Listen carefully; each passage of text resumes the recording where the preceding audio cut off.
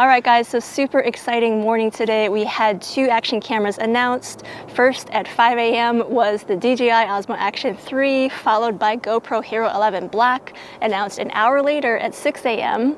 So you can see that DJI is really coming after GoPro right now, which is really interesting. So there are 12 features in particular that I think make the DJI Osmo Action 3 a better purchase than the GoPro Hero 11 Black.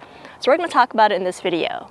And you're really going to want to stick around for point number 10 because I think that's the main reason to go with DJI over GoPro. So the first reason is price. The DJI Osmo Action 3 starts at $329 US, whereas the GoPro Hero 11 Black is $499 US.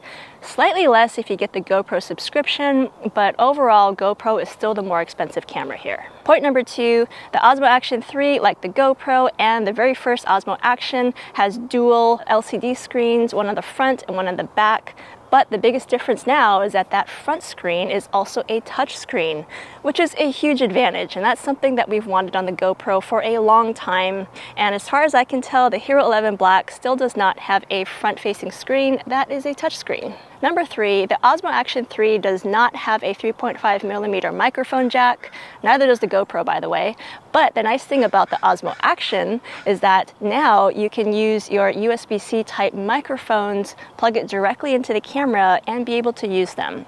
That's something that you still cannot do at GoPro. As far as I can tell, they've been really proprietary about their microphone connections. If you want to use a USB-C microphone, it unfortunately doesn't work with either the Media Mod or the GoPro itself.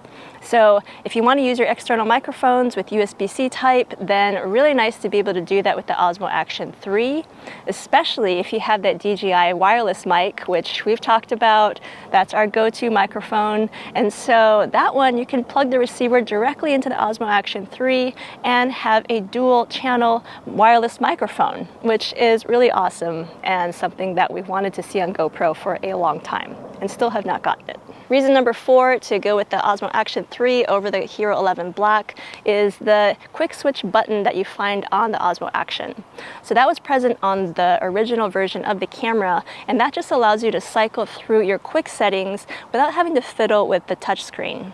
So that's something that we still are not seeing on the GoPro Hero 11 Black. However, they have added some way if you hold down the power button and the record button, you can supposedly get to some sort of quick switch menu, but it's not quite as useful as the DJI Osmo Action 3. Reason number 5 is that the Osmo Action 3 now has a magnetic quick release mount.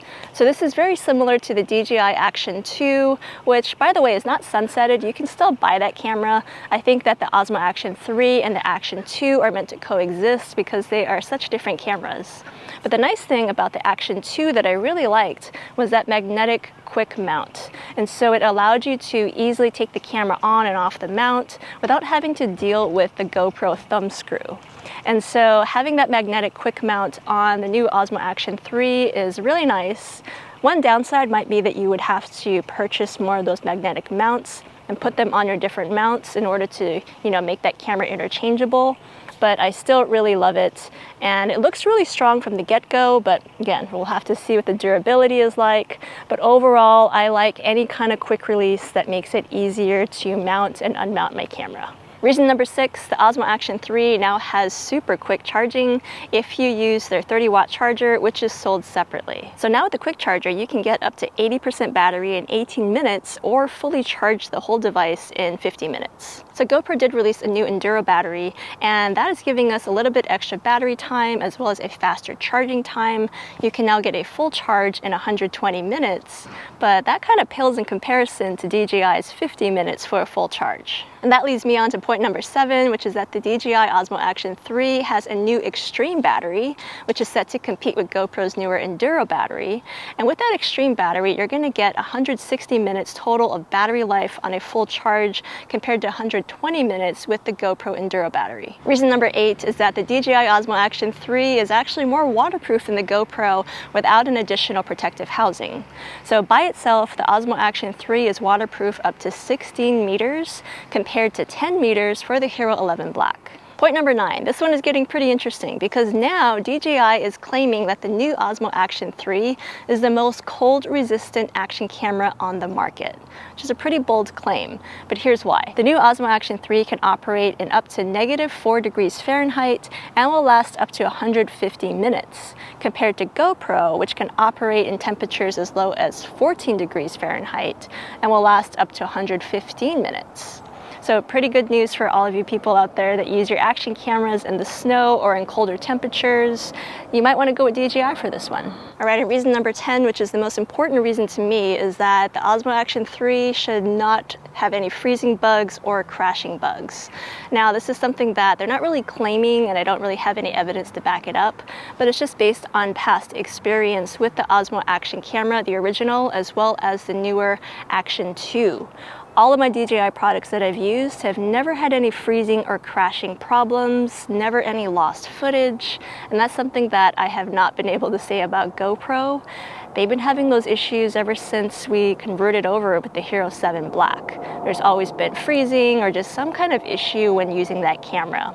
And you know, that's really unacceptable. It's kind of crazy that we've been living with those issues for so long with GoPro. But if you don't want those issues, then I would definitely go with DJI for this one, because with their track record, they just don't have those issues with those cameras. And so it probably won't be any different with the new Osmo Action 3. Now, point number 11, DJI does actually make a bold claim about this, but they're claiming that their new Osmo Action 3 is not gonna overheat in any circumstances when you're shooting at up to 4K 60 frames per second, which is also very crazy if this is true, because overheating has been an issue on previous action cameras. You know, especially the Action 2, that was one complaint that we had, is that it overheated really quickly despite being a little bit smaller. And so, you know, the GoPro also has had overheating issues.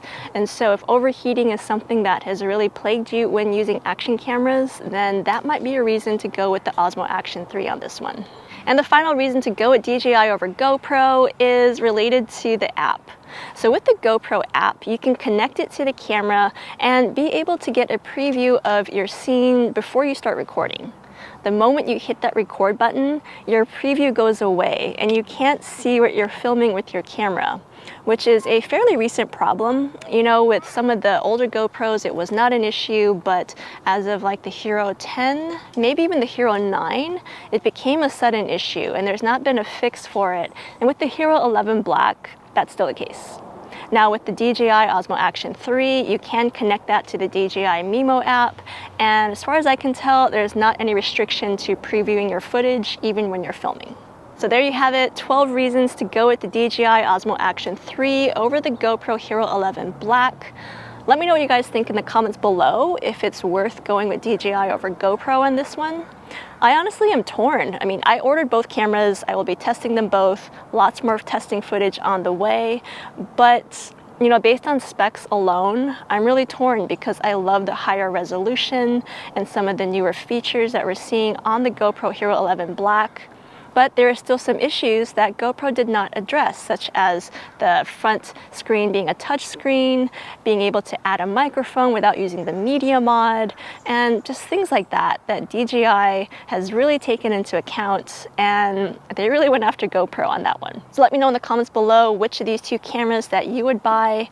And actually, we have the GoPro Hero 11 Mini that has yet to be released, but it should be coming out in late October. So we're still awaiting full details and a full announcement on that one, but that's something to keep an eye out if you're looking for a smaller camera that is more similar to the Hero Session. So yeah, let me know what you guys think. Thanks for watching, and I'll see you in the next video.